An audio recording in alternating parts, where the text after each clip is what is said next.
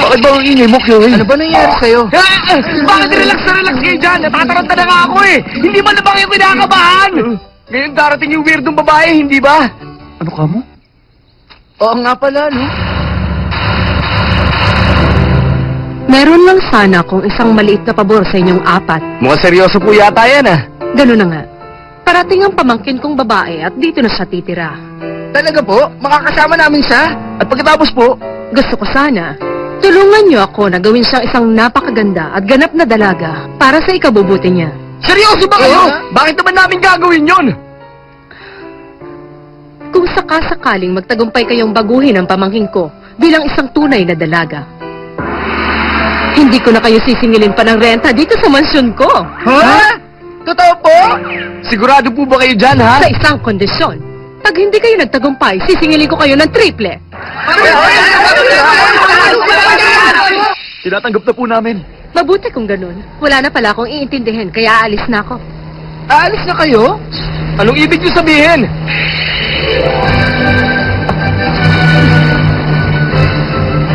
Aba, may sariling buhay din naman ako, no?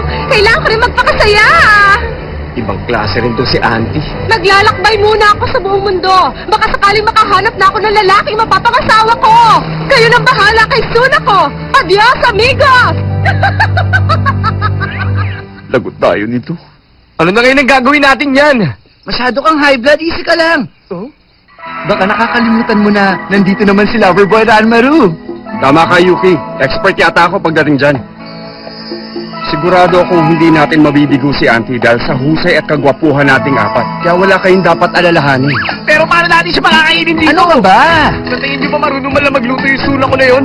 Ngayong umalis si Auntie, tsak magugutom tayong lahat dito. Gusto niyo ba yun? Ay! Hindi ako pwede magutom! Ikaw talaga, para yun lang, nagwawala ka na dyan, Kyohei. Babaw mo. Hindi ka mabawa yun! Pagkain ang pinaka-importante sa buhay ng tao! Mahimik ka na nga. Hindi ako matatahimik! Mamalat ka sana dyan. Alam ko na. Ang mabuti pa, mamitas na lang tayo ng bulaklak para kay Suna ko. Yuki, pwede mo ba akong tulungan? Sige. Ah? Teka, may gumagalaw doon. Baka naman pusa lang yan. Tingnan ko nga. Halika mo, Ning. Meow, meow. Meow, meow. Ah! Yuki, ano nakita mo? Huh? Teka, sandali!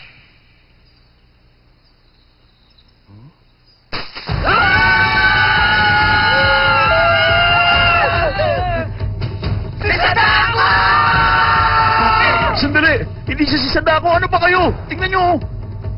Oo nga. Mukha naman siyang normal na tao. Hindi rin. Normal ba yun walang muka? Pagmasdan nyo mabuti. Mahaba ang buhok na parang hindi nagsashampoo. Naka-sweatshirt na parang hindi man lang nalalaban. Nakamahabang palde ng baduy ang kulay. At yung sapatos mukhang hindi napapalitan. Sana nagkakamali lang tayo, pero... Hindi nga kaya ikaw si Suna ko? Ha? Mukha yata mabibigo natin si Auntie dito! Welcome, Suna ko. Iyahatid na kita sa kwarto mo. Sumunod ka na sa akin.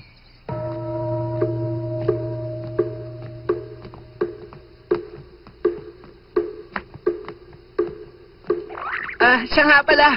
Yung mga gamit mo, nandun na lahat sa kwarto mo kanina pa. May tanong lang sana ako. Hindi ka ba nahihirapan dyan sa bangs mo? Pagupitan mo yan.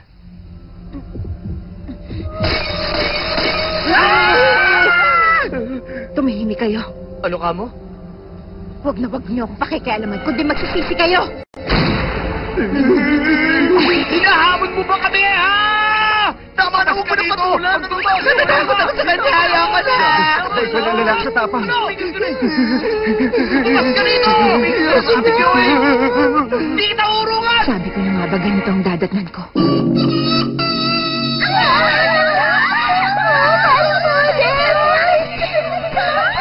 Ano na ngayon ang gagawin natin? Mas malala pala siya sa inaasahan natin. Mukha siyang bida sa mga horror movie. Hindi lang yun. Mukha rin siyang mangkukulam na laging sinasapian. Oo nga. Yung ibang babae nga namimilipit sa kilig kapag hiningitian natin tapos siya ganun. Buti nga, hindi ko pa siya siningil dahil sa ngiti ko. Mahal yata ang smile ko, kaya nga tinitipid ko eh. Tigil niyo na nga yan. Ang isipin natin ay kung paano siya mababago. Tama, gawin natin ang makakain natin. Kung hindi, lagot tayo. Excuse me, ano bang gusto niyo? Isang normal na babae. Nakasaba ako sa inyo. Ako ba yung nahanap niyo? Sigurado ako ang type niyo, hindi ba? Sumakit ang tenga ko dun.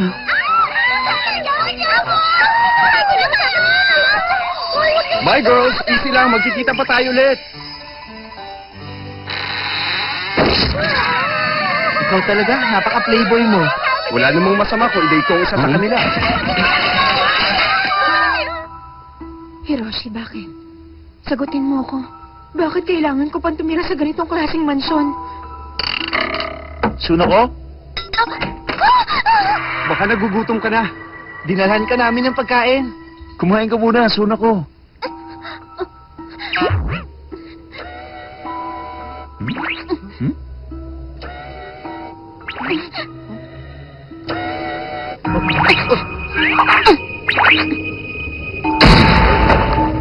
Nakakatakot siya! Bakit sa ganon?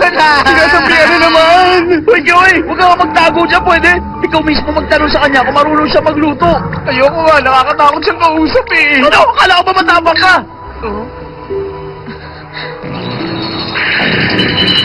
Ayoko sa liwanag! Ayoko sa maliwanag na bagay! Gusto ko sa marami, sa putik, sa masitin!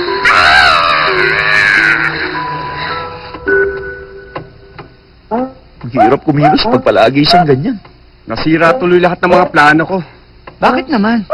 Bala ko kasing tulungan sa magligpit ng mga gamit. Tapos pag may nakita akong pink doon, sasabihin ko sa kanya, Suna ko, mahilig ka pala sa kulay pink. Tapos sasagot siya na lahat naman ng babae mahilig sa pink. Sasabihin ko naman, gusto mo patipiskin mo magkulay pink? At magkakatingin kami tapos hahawakan ko ang kamay niya hanggang sa... Tigil mo na yan! Oo nga pala, nasa si Kyohei. Hindi ko alam. Pwede ko na ituloy ang kwento ko?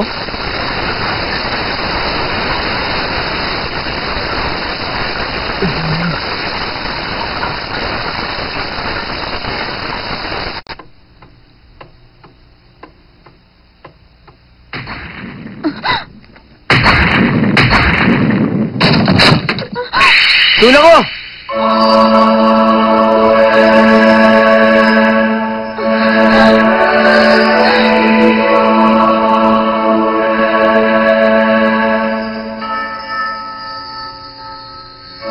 Alam mo ba? Tula ko! Bakit tula ko? Huwag na nilaman sa akin! Umalis ka na! Ano ba nangyari? Yohei, sinaktan mo ba siya? Ikaw! Pagkatapos mo ako sigawan, ako bang palalayasin mo ngayon? Sino ka ba sa tingin mo? Napipilitan lang akong kausapin ka para hindi na kami magbayad ng renta! Renta? Lagot, nasabi niya. Tama, kaya wala kami magawa kundi pakisamahan ng tulad mong weirdo! At hindi kami papasok dito sa kwarto mo, nakakatakot! Nakakatakot. Na kwarto?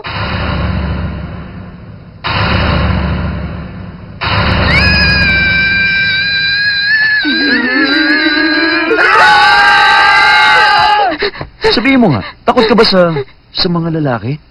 Ha? Baka kasi may bad experience ka sa lalaki. Yohei! Bakit kasi wala kang t-shirt? Pasensya ka na sa amin, Suna ko. Sa susunod, mas magiging maingat na kami sa mga kilos namin. Mali kayo. Ha? Basta lumabas na lang kayo. Sandali! Suna ko, ang totoo kasi niyan eh. Basta iwan niyo na lang ako mag-isa. Okay, kung yan ang gusto mo, bahala ka sa buhay mo.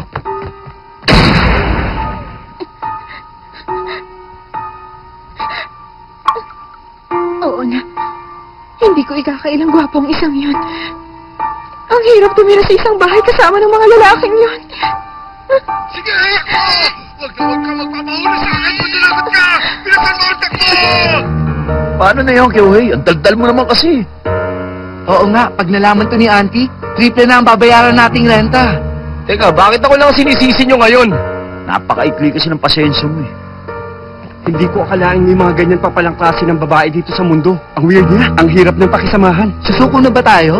At magbabayad na lang ng renta? Ha? Bakit? Ano ba yun? Oh? Wala naman. Wala ito.